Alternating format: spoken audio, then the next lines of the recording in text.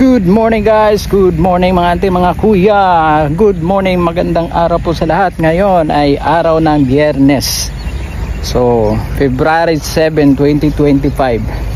Ngayon guys, nangangamoy issue na naman ngayon. Napaka-viral ngayon ni sino ba? Hulaan nyo kung sino.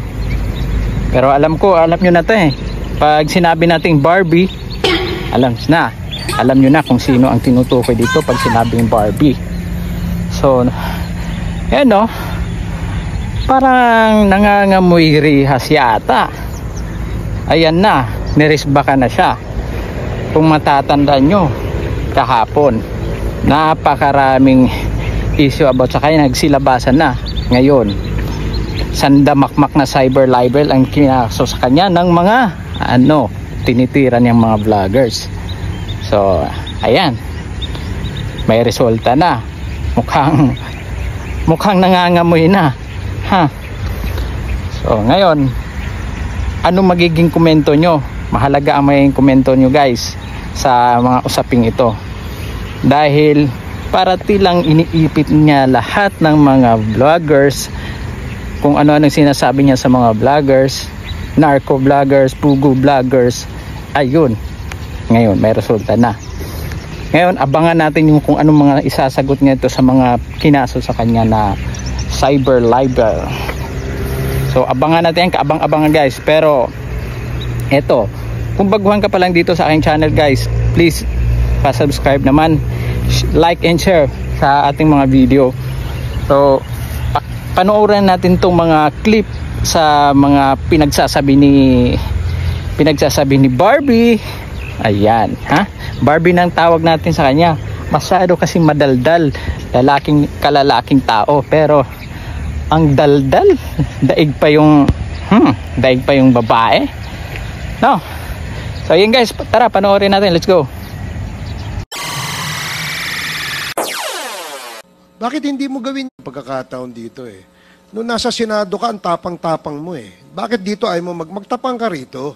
Ipakita mo yung the same candor, the same tapang na pinakita mo doon. Di ba? Bakit hindi mo gawin yan dito ngayon? Nagtatago ka sa likod ng right against self-incrimination eh. Tinatanong sa'yo, relevant question. Matapang ka lang doon sa Senado kasi may kakampi ka. Dito ka magpakita ng tapang mo.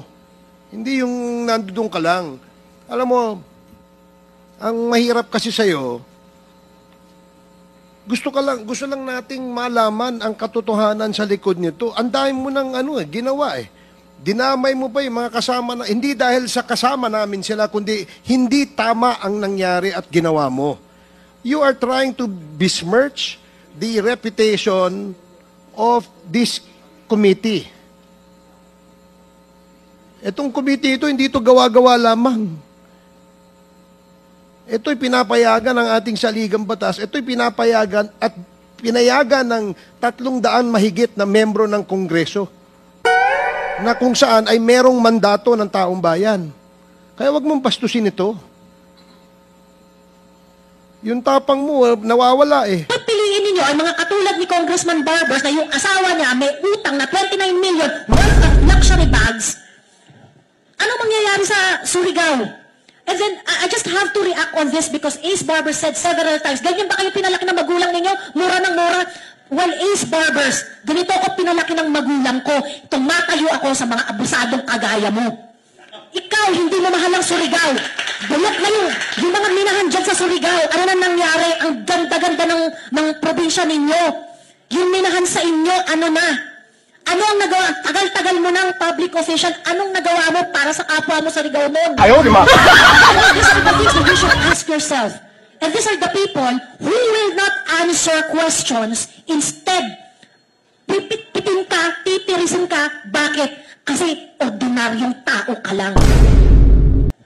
Nakahanap ka ng katapat, Ace Barbers, kasi hindi kami papayag na ganun-ganunin lang ninyo, tapak-tapakan lang ninyo, and I think sa uri ng pagtrato ninyo sa mamamayan na para bagang kayo ang amo reklamo namin. Someone has to say, let's stop this madness.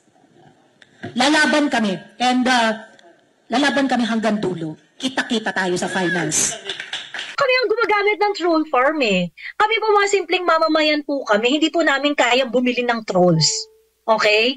It will cost a lot para bumili ng mga serbisyo ng mga troll farms. Huwag po tayo magtanga-tangahan. Ang problema kayo, troll farm kayo ng troll farm, fake news kayo ng fake news. Kayo naman na talagang gumagamit ng troll farm. Ililituhin na lang nila ng lilituhin yung mga tao tungkol dyan sa troll farm, tungkol dyan sa fake news, either dahil guilty sila or kasi, well, yan, sila mismo yung gumagawa ng mga inaakusa nila at ayaw nila magpaliwanag kasi meron pa sila ibang mga katarantaduhang ginagawa. Iboboto ko yung mga kandidato na aligned sa politics ng mga Duterte. 'Di ba? Kasi pagka-align yung politics mo doon sa mga Duterte, definitely you service-oriented yan, concern sa delivery ng mga projects, concern sa welfare ng mga tao. Meron talagang serbisyo na nakakarating sa ordinaryong mamamayan. Yung reason kaya ayaw nilang magkaroon pa ng another Duterte presidency. Kasi siguro hindi sila nakabongga nung panahon ng hindi sila hindi nila nakuha yung mga gusto nila nung panahon ni PRRD. Definitely.